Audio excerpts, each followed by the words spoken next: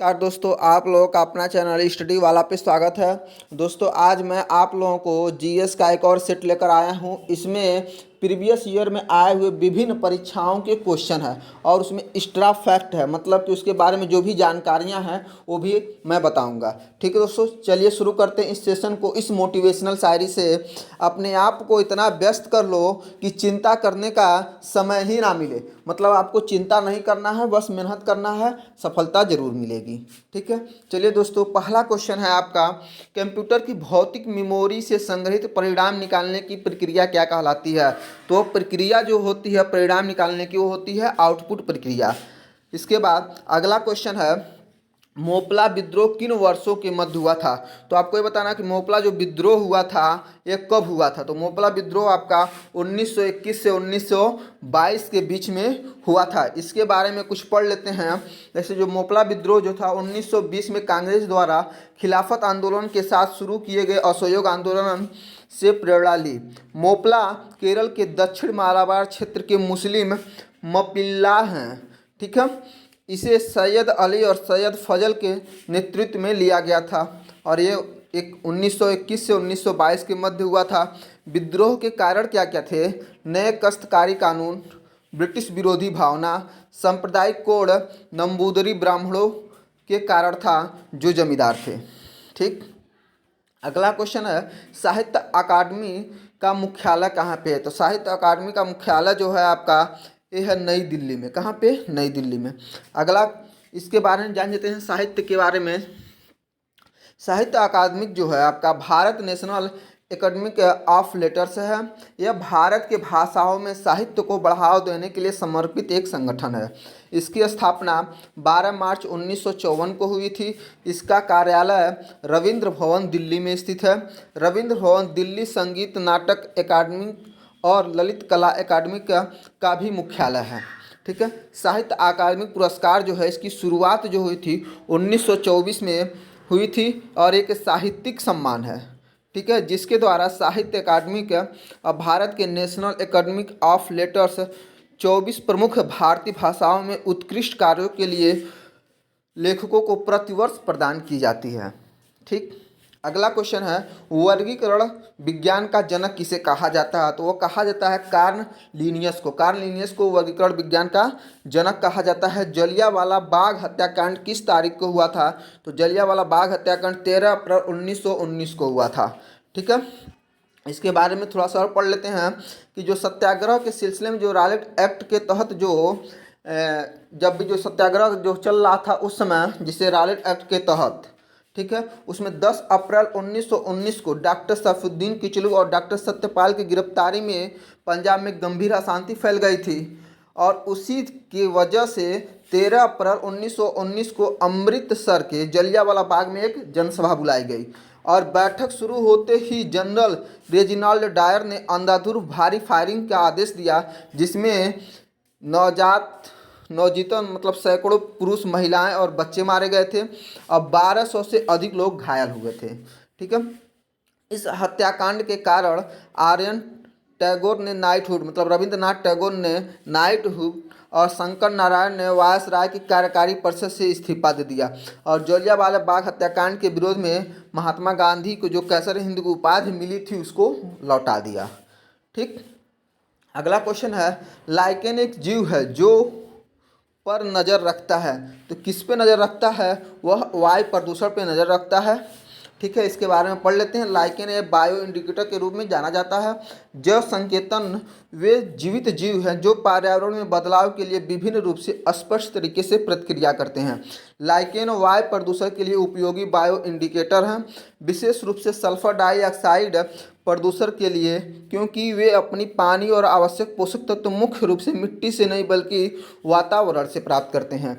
और लाइकेन क्या है? वे एक जटिल रूप से जिसमें दो अलग अलग जीवों, एक कवक और शैवाल की सहजीवी साझेदारी होती है। मतलब अगर बोला था कि सहजीवी कौन सा एग्जाम्पल होता है, क्वेश्चन आया हुआ है कि सहजीवी का एग्जाम्पल बताइए, तो लाइकेन एक सहजीवी होता है। ठीक है, लाइकेन में अधिकांश विशेषताओं को कवक से प्राप्त करते हैं। ठीक, अगला क्वेश्चन, एन कहाँ की मुद्रा है? तो एन आपका जापान का मुद्रा है। ठीक। इसके अलावा मालदीव की मुद्रा जो है मालदीवियन रुपया है, और दक्षिण कोरिया की मुद्रा दक्षिणी कोरियाई वोन है, और इंडोनेशिया की मुद्रा इंडोनेशियाई रुपया है। अगला क्वेश्चन है, भारत में किस राज्य में विधान परिषद है? तो भारत के टोटल 6 राज्यों में विधान परिषद है, इसमें आपका एक आंध्र प्रदेश भी है। ठीक है। इसके अलावा जान लेते हैं कौन कौन से वो राज्य हैं, 6 राज्य, जैसे आंध्र प्रदेश है, बिहार है, कर्नाटक है, तमिलनाडु है, महाराष्ट्र है, उत्तर प्रदेश है। इसमें द्विसदनीय विधायिका है। अनुच्छेद 169 के अनुसार यदि विधानसभा के कुल सदस्यों के बहुमत से और उपस्थित और मतदान करने वाले सदस्यों के कम से कम 2/3 बहुमत से विधान परिषद को समाप्त करने या बनाने का प्रस्ताव करती है। ठीक है। और इसमें बताया गया है कि विधानसभा के सदस्यता के लिए 1/3 अधिक नहीं होनी चाहिए और कम से कम 40 से भी कम नहीं होनी चाहिए। ठीक है। कम से कम 40 होनी भी चाहिए विधान परिषद में, जो भी आकार हो सकता है। ठीक। परिषद के सदस्यों की कुल संख्या में से 5/6 परोक्ष रूप से निर्वाचित होते हैं और 1/6 राज्यपाल द्वारा मनोनीत किए जाते हैं। ठीक है। अगला क्वेश्चन है, शुद्ध राष्ट्रीय उत्पाद NNP क्या है? तो NNP जब शुद्ध राष्ट्रीय उत्पाद तब आता है जब ग्रास डोमेस्टिक मतलब ग्रास सकल राष्ट्रीय उत्पाद में से मूल्यह्रास को घटा दिया जाता है, तो NNP मतलब शुद्ध राष्ट्रीय उत्पाद आता है। तो ऑप्शन नंबर 1 आपका सही हो जाएगा। ठीक है। अगला क्वेश्चन है, मैडम कामा द्वारा स्टटगार्ट में फहराया गया तिरंगा ब्रिटिश भारत में किसके द्वारा तस्करी कर लाया गया था? वो थे इंदुलाल याग्निक। ठीक है। इनके बारे में थोड़ा सा पढ़ लेते हैं। मैडम भी कामा जी कामा वह विदेशी धरती पे भारत का झंडा फहराने वाली पहली महिला थी और 1907 में जर्मन के स्टटगार्ट में अंतर्राष्ट्रीय समाजवादी सम्मेलन में तिरंगा झंडा फहराया गया था। तिरंगे में हरा, केसरिया और लाल रंग की धारियाँ थीं। मैडम भीकाजी कामा द्वारा फहराया गया झंडा इंदुलाल याग्निक द्वारा ब्रिटिश भारत में तस्करी कर लाया गया था। अब जो यह झंडा था वो झंडा अभी भी पुणे में मराठा और केसरी पुस्तकालय में प्रदर्शित है। उसमें उन्होंने वंदे मातरम नाम से एक अखबार में शुरू किया। ठीक। अगला क्वेश्चन है, सूचना प्रौद्योगिकी में NIU क्या है? तो NIU जो है नेटवर्क इंटरफेस यूनिट है। ठीक है। Network interface unit. इसके अलावा और भी संक्षिप्त नाम जो होते हैं उसके बारे में पढ़िए। से रोम का संक्षिप्त फुल नाम होता है रीड ओनली मेमोरी। CPU का पूरा नाम होता है सेंट्रल प्रोसेसिंग यूनिट। URL का होता है यूनिफॉर्म रिसोर्स लोकेटर और USB का होता है यूनिवर्सल सीरियल बस और वायरस का होता है vital information resource under seize. TCP का होता है ट्रांसफर कंट्रोल प्रोटोकॉल। UPS का होता है अनइंटरप्टेड पावर सप्लाई। SATS का होता है serial advance technology attachment. RAM का होता है रैंडम एक्सेस मेमोरी और SMPS का होता है स्विच मोड पावर सप्लाई और CD का होता है कम्पैक्ट डिस्क। ठीक है। अगला क्वेश्चन है, निम्नलिखित में से कौन कंप्यूटर सिस्टम में सहायक मेमोरी का हिस्सा नहीं है? तो सहायक मेमोरी जो होते हैं वे आपके फ्लॉपी होते हैं, CD-ROM होते हैं और चुंबकीय टेप होते हैं, और हिस्सा नहीं है तो आपका हो जाएगा प्रोम। ठीक। सेकेंडरी, जिससे सहायक मेमोरी को सेकेंडरी मेमोरी भी कहा जाता है, भी जान जाइएगा। ये मेमोरी सबसे कम लागत वाली, उच्चतम दक्षता और सबसे धीमी पहुंच वाली स्टोरेज होती हैं। ठीक है। आप प्रोम के बारे में पढ़ लेते हैं। तो इसका पूरा नाम होता है programmable read only memory. Program होने का विकल्प रखती है। ठीक है। और ये इसलिए ऑप्शन इसका सही हो जाएगा, यह एक सहायक मेमोरी का हिस्सा नहीं है। अगला क्वेश्चन है, ग्लोबल क्लाइमेट चेंज अलायंस किसकी एक पहल है? तो ग्लोबल क्लाइमेट चेंज अलायंस जो था आपका यूरोपीय संघ का एक पहल था। इसके बारे में पढ़ लेते हैं। देखिए, ग्लोबल क्लाइमेट चेंज अलायंस जो है इसे 2007 में बनाया गया था। 2015 में जलवायु परिवर्तन पर पेरिस में समझौते के बाद GCCA और GCCA+ पहल पर बन गया था और मध्यम आय वाले देशों को शामिल कर राष्ट्रीय स्तर पर निर्धारित योगदान NDCS के कार्यान्वयन और समर्थन के लिए इसका विस्तार हुआ था। जिन 8 क्षेत्रों में ये संचालित होता है, किस मतलब GCCA और GCCA प्लस संचालित होता है। ठीक है। अगला क्वेश्चन है पहला भारतीय संचार उपग्रह कौन है? तो पहला भारतीय संचार उपग्रह अगर पूछेगा तो हो जाएगा एप्पल। ठीक है। एप्पल का पूरा नाम देख लेते हैं पहले। तो एप्पल का पूरा नाम होता है एरियन पैसेंजर पेलोड एक्सपेरिमेंट। ठीक। और यह एक प्रायोगिक संचार उपग्रह था जिसे एरियन 1 या के द्वारा 19 जून 1981 को फ्रेंच गुयाना से सफलतापूर्वक प्रक्षेपित किया गया था। यह भारत का पहला संचार उपग्रह था और उपग्रह ने एक पेलोड प्रयोग 3 अक्ष स्थिर संचार उपग्रह के निर्माण और संचालन में अनुभव प्रदान किया। ठीक। इसके बाद जो ऑप्शन में था जैसे रोहिणी RS-1 भारत का पहला स्वदेशी उपग्रह प्रक्षेपण था, मतलब पूर्ण रूप से भारत में बनाया गया था। इसका उपयोग SLV-3 के दौरान प्रायोगिक परीक्षण के उड़ान के दौरान प्रदर्शन को मापने के लिए किया गया था। इसे 18 जुलाई 1980 को लॉन्च किया गया था। आर्यभट्ट के बारे में पढ़ लेते हैं। तो आर्यभट्ट भारत का पहला उपग्रह था। इसे 19 अप्रैल 1975 को U-11 इंटरकास्मास का उपयोग करके लॉन्च किया गया था। मार्स ऑर्बिटल मिशन मॉम जिसे कहा जाता है, इसे मंगलयान भी कहा जाता है और यह भारत का पहला मार्स ऑर्बिटल है। इसे 5 नवंबर 2013 को लॉन्च किया गया था। अगला क्वेश्चन है पृथ्वी का वह क्षेत्र जहाँ पे जीवन मौजूद है क्या कहलाता है? तो जहाँ पे जीवन मौजूद है उसे जीवमंडल कहते हैं। क्या कहते हैं? जीवमंडल। ठीक है। अगला क्वेश्चन है निम्नलिखित में से कौन सा पुरस्कार केवल संगीत से संबंधित है? तो संगीत से संबंधित जो पुरस्कार होता है वह ग्रैमी अवार्ड कहा जाता है उसको। ठीक है। इसके बारे में पढ़ लेते हैं। यह पुरस्कार संयुक्त राज्य अमेरिका में national academy of recording arts and science द्वारा प्रस्तुत किया जाता है। और इसके बाद जो नार्स है NARAS को रिकॉर्डिंग एकेडमिक भी कहा जाता है। यह संगीत उद्योग में उपलब्धि को पहचानने के लिए दिया जाता है। यह क्या होता है? एक सोने का पानी चढ़ा हुआ ग्रामोफोन ट्रॉफी का प्रतिनिधित्व करता है। और 2021 में Grammy award record of the year जो था एवरीथिंग्स आई वांटेड विली इलिस का था। और एल्बम ऑफ द ईयर जो था फोकलेन टेलर स्विफ्ट। और सॉन्ग ऑफ द ईयर था आई कांट ब्रीथ डर्नेस्ट एमिल का था जो था। ठीक है। अगला क्वेश्चन है 49वां समांतर जो लाइन है किसके बीच में है? तो ये आपका है संयुक्त राज्य अमेरिका और कनाडा के बीच में। ठीक। इसके अलावा और भी जो लाइनें हैं रेखा हैं उसको हम पढ़ लेते हैं। जैसे कि 17वां जो है 17वां दक्षिणी वियतनाम और उत्तरी वियतनाम के बीच में है। 20वां जो है लीबिया और सूडान के बीच में है। 25वां समांतर लाइन जो है मारिटियाना और मलिक के बीच में है। 31वां जो है इराक और देखिए 31वां इराक और इराक मतलब इराक और ईरान। ठीक है। 38वां जो है दक्षिण कोरिया और उत्तर कोरिया के बीच में। 38वां बहुत पूछता है। ठीक है। डुरंड रेखा जो है पाकिस्तान और अफगानिस्तान के, ये भी क्वेश्चन में आया हुआ है। हिंडनबर्ग जो है पोलैंड और जर्मनी के बीच में है। मैकमोहन जो है चीन और भारत के हैं। मैजिनाट जो रेखा है जर्मनी और फ्रांस के बीच में। मेनरहिम रूस और फिनलैंड के बीच में है। रेडक्लिफ रेखा जो है भारत और पाकिस्तान के बीच में है। सिगफ्राइड रेखा जो है फ्रांस और जर्मनी के बीच में है। नीली रेखा जो है लेबनान और इजराइल के बीच में है। ठीक। अगला क्वेश्चन है जलियांवाला बाग हत्याकांड किस वायसराय के काल में हुआ था? तो उस समय वायसराय था लॉर्ड चेम्सफोर्ड। ठीक। अगला है इसके बारे में थोड़ा पढ़ लेते हैं। जो और भी वायसराय थे जैसे इरविन है, इसमें जो ऑप्शन में आपका दिया था इरविन जो है 1926 1931 से वायसराय थे। लॉर्ड डलहौजी जो थे 1948-1956 तक भारत गवर्नर जनरल के रूप में कार्य किया था। लॉर्ड रिपन जो है 1880 से 1884 तक के वायसराय थे। और रोलेट एक्ट के बारे में हल्का सा पढ़ लेते हैं। जो रोलेट एक्ट आया था मतलब 1919 में, यह एक राजद्रोह समिति की अध्यक्षता में न्याय रोलेट ने रोलेट एक्ट का नेतृत्व किया था।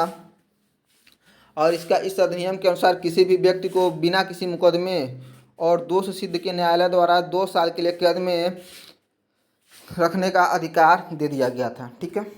अगला क्वेश्चन निम्नलिखित में से कौन से प्रसिद्ध संतूर वादक हैं? संतूर वादक जो हैं शिव कुमार शर्मा है। इसमें 2 होते हैं। शिव कुमार मान लीजिए इसकी और भी आपको याद करना, इसका ट्रिक होता है शिव भजन।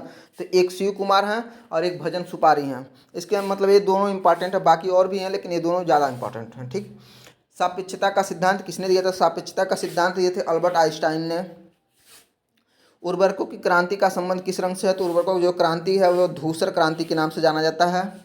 इसके अलावा और भी जो क्रांतियाँ जैसे कि पीली क्रांति है तिलहन से, श्वेत क्रांति दूध से हो जाए, काली क्रांति पेट्रोलियम से, लाल क्रांति मांस और टमाटर से, गोल्ड क्रांति आलू से, सिल्वर फाइबर क्रांति कपास से, नीली क्रांति मछली से, गुलाबी क्रांति झींगा से, धूसर क्रांति उर्वरक से, हरित क्रांति अनाज से, स्वर्ण क्रांति शहद और बागवानी से, रजत क्रांति अंडा और कुक्कुट से, और भूरी क्रांति उच्च उच्च किस्म की बागवानी फसलों का उत्पादन बढ़ाना, विपणन और निर्यात के लिए मूलभूत सुविधाओं को बढ़ावा देना है। ठीक, अगला क्वेश्चन है, फ्लासी की लड़ाई ईस्ट इंडिया कंपनी के खिलाफ किसने लड़ी थी? तो फ्लासी की लड़ाई जो ईस्ट इंडिया कंपनी में सिराजुद्दौला ने लड़ा था। ठीक है। भाभा परमाणु अनुसंधान केंद्र बार्क जो है उसका केंद्र कहाँ पे है? तो ये आपका आंसर हो जाएगा मुंबई में है। ठीक है, इसके बारे में पढ़ लेते हैं। भाभा अनुसंधान केंद्र जो है परमाणु अनुसंधान केंद्र, इसका स्थापना 1954 में, मुख्यालय जो है टाम्ब्रे मुंबई में स्थित है। पहले इसे परमाणु ऊर्जा प्रतिष्ठान के रूप में जाना जाता था। ठीक है, वर्तमान में जो भाभा परमाणु अनुसंधान केंद्र के घर में 8 अनुसंधान रिएक्टर हैं। अप्सरा है, साइरस है, ध्रुव है। तो ध्रुव सबसे ज़्यादा शक्ति का है, 100 मेगावाट। ये क्वेश्चन पूछा हुआ है कि सबसे ज़्यादा उच्च शक्ति वाला परमाणु अनुसंधान रिएक्टर कौन सा है? तो ध्रुव हो जाएगा। इसके अलावा जर्जिलियाना, पूर्णिमा फर्स्ट, पूर्णिमा सेकंड, पूर्णिमा थर्ड और कामनी है। यह परमाणु ऊर्जा के विभाग के तत्वाधीन में आता है। ठीक है, निम्नलिखित में से कौन अदिश राशियां हैं? तो अदिश राशि आपको बताना है, तो अदिश राशियों में एक द्रव्यमान हो जाएगा। इसके अलावा बल, संवेग और वेग, ये सब के सब सदिश राशियां हैं। अब अगला क्वेश्चन है, किस नियम के अनुसार स्थिर ताप पे गैस का आयतन दाब के व्युत्क्रमानुपाती होता है? तो ये नियम है बायल्स का नियम। ठीक है, बायल्स का नियम होता है। इसके अलावा जो चार्ल्स का नियम होता है, तो क्या होता है? चार्ल्स का नियम स्थिर दाब पे होता है और बायल्स का नियम स्थिर ताप पे होता है। चार्ल्स का नियम स्थिर दाब पे जो होता है, वी जो है प्रोपोर्शनल टू टी होता है। गैलुसाक का जो नियम होता है, यह स्थिर आयतन पे P प्रोपोर्शनल टू टी होता है। और ग्राहम का विसरण जो नियम होता है, इसमें होता है किसी गैस के विसरण की दर उससे घनत्व के वर्गमूल के व्युत्क्रमानुपाती होती है। ठीक, अगला क्वेश्चन है, संयुक्त राष्ट्र सुरक्षा परिषद का मुख्यालय कहाँ पे है? तो संयुक्त राष्ट्र सुरक्षा परिषद का मुख्यालय यह न्यूयॉर्क में है। ठीक है, अगला क्वेश्चन है, किस देश ने 5 बार राष्ट्रमंडल खेलों की मेजबानी की है? तो वह देश है ऑस्ट्रेलिया। अगला क्वेश्चन है, निम्नलिखित में से किस संविधान संशोधन द्वारा नागरिकों के मौलिक कर्तव्यों को भारत के संविधान में जोड़ा गया था? तो ये संशोधन था 42वां संविधान संशोधन। ठीक है, इसके बारे में कुछ पढ़ लेते हैं। 86वां संविधान संशोधन अधिनियम ने एक अनुच्छेद 21 में एक नया अनुच्छेद 21A जोड़ा गया था, जो 6 से 14 वर्ष की आयु के बच्चों के लिए शिक्षा के अधिकार को मौलिक अधिकार बनाया गया था। और 69वां संविधान संशोधन था, जो दिल्ली को भारत का राष्ट्रीय राजधानी क्षेत्र का दर्जा प्राप्त किया गया था। और 44वां संविधान संशोधन था, जो 1978 में किया गया था। संपत्ति के अधिकार को मौलिक अधिकार की सूची से हटाकर एक नए अनुच्छेद 300A में एक समान कानूनी अधिकार के रूप में रखा गया। ठीक, इसके अलावा निम्नलिखित में कौन परिसंचरण तंत्र का भाग नहीं है? तो कौन परिसंचरण तंत्र? परिसंचरण मतलब जो रुधिर से संबंधित होता है, जो रक्त से संबंधित नहीं होता है, ये आपका बड़ी याद होता है, क्योंकि रक्त तो खुद परिसंचरण तंत्र का है, हृदय भी परिसंचरण तंत्र का ही है, धमनियाँ भी उसी के तहत ही रक्त को ले जाया जाता है। ठीक है, अगला क्वेश्चन है, भारत के संविधान सभा का विचार पहली बार किसने दिया था? तो पहली बार जो विचार दिए थे वे थे एम राय। ठीक है, और इसके अलावा जो और लोग हैं इनके बारे में पढ़ लेते हैं। संविधान सभा का विचार एम राव ने दिया था। कब दिया था? 1934 में। कैबिनेट मिशन 1946 में संविधान के साथ साथ एक अंतरिम सरकार फ्रेम करने के लिए संविधान सभा की स्थापना की परिकल्पना की गई थी। ठीक है, संविधान को अंतिम रूप देने में 2 साल 11 महीने और 18 दिन लगे थे। सभा ने मसौदा समिति के अध्यक्ष के रूप में डॉक्टर भीमराव अंबेडकर को 29 अगस्त 1947 को नियुक्त किया गया था, इसीलिए इन्हें संविधान का पिता भी कहा जाता है। और सच्चिदानंद सिन्हा जो थे संविधान सभा के पहले अध्यक्ष थे, डॉक्टर राजेंद्र प्रसाद थे, वह अस्थायी अध्यक्ष थे। ठीक है, और BN राव जो थे संविधान सभा के संवैधानिक सलाहकार के रूप में नियुक्त हुए थे। ठीक है, अगला क्वेश्चन है, सेब में संबंधित रोग के रूप में जाना जाता है। तो कौन सा रोग होता है सेब में? तो वो होता है अग्निदोष। ठीक है, जैसे इसके अलावा जो लाल रतुआ रोग है, चाय के पौधे में एक रोग होता है।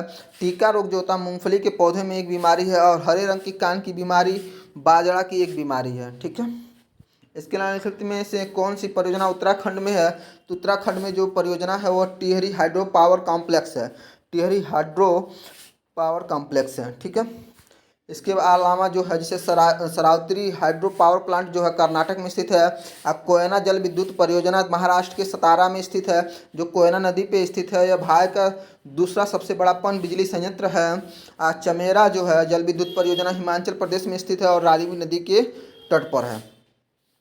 अगला क्वेश्चन है, भारत में राष्ट्रीय आय की गणना करने का पहला प्रयास किसने किया था? तो पहला जो प्रयास किए थे वे थे दादा भाई नौरोजी ने, ठीक है। जन शिक्षण संस्थान JSS के किस तत्वाधान में संचालित होता है? तो किसके तत्वाधान में संचालित होता है? तो कौशल विकास और उद्यमिता मंत्रालय के तत्वाधान में शामिल होता है। प्रसिद्ध गोल गुंबज अव्यवस्थित है, तो प्रसिद्ध जो गोल गुंबज है वह कर्नाटक के बीजापुर में स्थित है, ठीक है। इसके बारे में इसको देख भी सकते हैं, वो आपका गोल गुंबज है। इसके बारे में इसको बनवाया कौन था? तो मोहम्मद आदिल शाह ने बनवाया था। यह कर्नाटक के बीजापुर में स्थित है। यह दुनिया का सबसे बड़ा चिनाई वाला गुंबद है, ठीक है। भारत का पहला परमाणु ऊर्जा स्टेशन कब चालू किया गया था? तो भारत का पहला परमाणु ऊर्जा स्टेशन 1969 को चालू किया गया था, ठीक। इसके बारे में पढ़ लेते हैं। भारत का पहला परमाणु ऊर्जा केंद्र तारापुर परमाणु ऊर्जा केंद्र था। इसे 1969 में कमीशन किया गया था और परमाणु ऊर्जा स्टेशन भारतीय परमाणु ऊर्जा निगम द्वारा संचालित होता है। भारत के अन्य ऊर्जा परमाणु संयंत्र जैसे है राजस्थान में है जो है रावतभाटा है। नरौना परमाणु ऊर्जा संयंत्र जो है उत्तर प्रदेश में है, ठीक। इंद्रधनुष ढांचा भारत सरकार की एक पहल है, यह किसके लिए संबंधित है? तो जो इंद्रधनुष ढांचा है यह सार्वजनिक क्षेत्र के बैंकों के सुधार के लिए है। सार्वजनिक क्षेत्र के बैंकों के सुधार के लिए है। इसके अलावा अभी इसके बारे में पहले पढ़ लेते हैं, उसके बाद बताते हैं मिस्र इंद्रधनुष। ये देखिए ये क्या है? ये इंद्रधनुष ढांचा है और एक होता है मिस्र इंद्रधनुष जो आपके स्वास्थ्य के लिए होता है। जिसमें मतलब जिससे मान लीजिए जो भी स्वास्थ्य और परिवार कल्याण मंत्रालय द्वारा जारी होता है, बता भी दे रहे हैं। इसे 2 दिसंबर 2014 में स्वास्थ्य और परिवार कल्याण मंत्रालय द्वारा जारी किया गया था। यह पूरे भारत में सभी बच्चों के लिए टीकाकरण कवरेज का विस्तार करता है, ठीक। इसके बाद जब ये इंद्रधनुष ढांचा के बारे में पढ़ते हैं, इंद्रधनुष जो ढांचा है यह इसे साल 2015 में लॉन्च किया गया था। यह 7 घटक योजना है इसके, जिसके कारण इसे मिस्र इंद्रधनुष कहा जाता है, ठीक।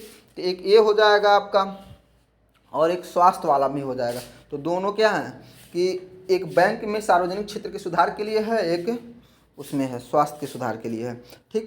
तो इसका काम क्या है? सार्वजनिक क्षेत्र के बैंक है जो पूरे बैंकिंग व्यवसाय का 92% से अधिक हिस्सा वाणिज्यिक बैंकों का एक प्रमुख स्थान में काबिज है, ठीक है। अगला क्वेश्चन, इसके बारे में अगला क्वेश्चन करते हैं। अगला क्वेश्चन दोस्तों यहीं तक क्वेश्चन पूरा समाप्त हो गया। अगर चैनल आप लोगों को अच्छा लग रहा है तो प्लीज़ चैनल को सब्सक्राइब शेयर और अपने दोस्तों को ज़रूर बताइए। ये सारे के सारे प्रीवियस ईयर में आए हुए ही क्वेश्चन हैं। अगर आप लोग इसको पढ़ के जाएंगे तो रेलवे NTPC ग्रुप D और सुपर टेट और UP पुलिस में ज़रूर सफलता मिलेगी, ठीक है दोस्तों। धन्यवाद।